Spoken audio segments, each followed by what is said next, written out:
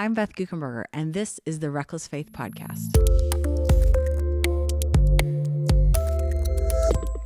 As usual, I'm here today with Rob Hall, my friend and colleague at Back to Back Ministries. As usual, I'm glad to be with you. How are you doing? I'm doing good, thanks. Hey, I'm so excited to jump into now, after the preparing for the journey, our first podcast. I am so excited now to kind of get into the meat. And here we are, day one. People are probably excited, energized to begin, all of those things. Day one is rest is a weapon, saying yes to being still. I know you. We've known each other a long time. Saying yes to being still is not something that comes naturally to you usually. So how did this end up as the first day? Yeah, in some ways, being still is more reckless for me than moving forward. Being still requires a level of comfortability with intimacy with God, with personal introspection. An important step, I thought, for all the things that we'll be challenged to do in the following 40 days. I wasn't very good at still. And this last year, my pastor asked me to preach a sermon about it in our church. And I asked him, like, did my mother ask you to do this? Like, what? Like, I'm not going to be very good at it. And he said, well, start in the very beginning and tell them that this is something that you're learning in real time. And there was that Sunday when I got up and said, I am learning about this, and this is the fruit I am seeing in the actions I'm taking in order to be still before the Lord. There was something about the holiness of that confession and the honesty with which I was sharing that, man, it was a really meaningful morning, and I tried to capture that in this first day. I was realizing through some study in the book of Genesis that this idea of still is not a timeout. And I'd always thought of stillness as sitting on the bench and not being in the game, but instead this like shift happened in my mind that stillness is actually a time of preparation and a time of protection and ultimately a time of strengthening for the journey that is ahead. And I really wanted some of those ideas to be captured for the reader. Yeah, the verse for this, the purpose of our podcast is not to go through the book. It's really meant to be bonus material, some ways to keep people motivated as they go through the devotional journey. Isaiah's verse for this day is really sweet. It talks about shade, like a shadow. You don't talk about it in the book, but who provides kind of shade or a shadow for you where you can rest? Yeah, the imagery is so powerful about shade in a desert. And the idea, I hiked this last year in a desert in Israel, and it was, we hiked like the better part of a day, and I kept thinking, those Israelites, are you kidding me? They were in this thing for how many years and all day long, and how desperate and hungry you would be for just a break from the relentlessness of the heat.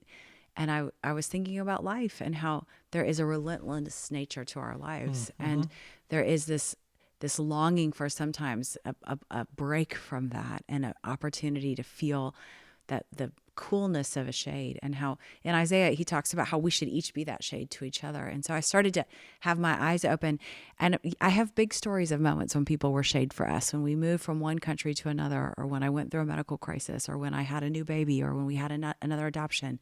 There are big moments when people kind of stepped into our stories, at times even uninvited.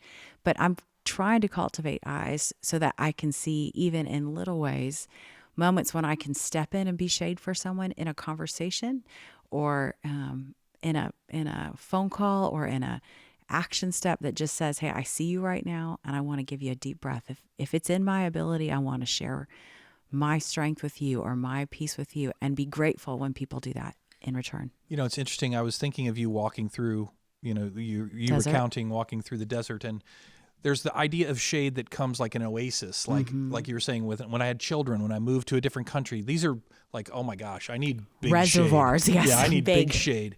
But I also thought, as you're walking through the desert, there's probably just a little tree, yes, a little bush, and you're like, I just need to sit under that for a minute so I can keep going on my journey. And those are also ways that people can provide a shade. It might be an unknown person. It might be somebody who just said something kind to you when you needed it. Is that also the kind of shade that people could imagine as they're going through the book? Absolutely. And there's this one kind of tree that grows in the desert that often the Bedouin or the nomadic farmers and shepherds, they're out there. They rest underneath that broom tree, but it actually only provides enough shade for what is essentially the head. So they lay on the ground of the desert and have just their faces shaded. And I think there's something to that picture where I think I don't know how to enter into somebody's hard story. I don't know how to fix what's broken in their life right now. I don't. So but instead, I'm going to just say, for a moment, let me put my hand over your head to rest. Yeah, and I think this provides some great background for what the action step is for day one. Find a tree or any overhang that provides shade and stand underneath. Say a prayer thanking God for who he has used to shelter you. I know that you've done each one of these action steps that you're actually asking other people to do. So what was it like when you took this seemingly simple action step? What was it like for you? Yeah, it was actually powerful in all the ways that metaphors can be. I was like, oh wow. I sometimes realize I take credit for shade, and it's really, the credit goes to God. And I realize sometimes I take advantage of people's shade, and I need to be more grateful for it and say thank you to them and to God. And I realized there was a wave of emotions as I thought about the different times in my life, and even in my day that God has come and shaded. And that pause to reflect, to be grateful, to have eyes to see is really the perfect way to start this journey. Yeah, and as I think about it, it could be a simple 30-second stand in the shade and give thanks to God, but it could lead to 10, 15 minutes of thinking through all the people who have provided shade. So a great start, like I think you said, to set the tone for the 40-day journey that we're on together. So, man, a great first podcast. We got 39 more to go. It's going to be really great. And so we hope that today's podcast provides you with some energy or motivation to start this journey well. So if you have a reckless faith, a 40-day journey to saying yes, we hope the podcast keeps you focused on having meaningful conversations today with God or with others. If you're here and haven't yet gotten a copy, you can find it on Amazon, or the book and other resources can be found at backtoback.org/40 days. That's BACK, 2 back.org/40 days. Thanks for being on this journey with us to a more reckless faith. Until next time.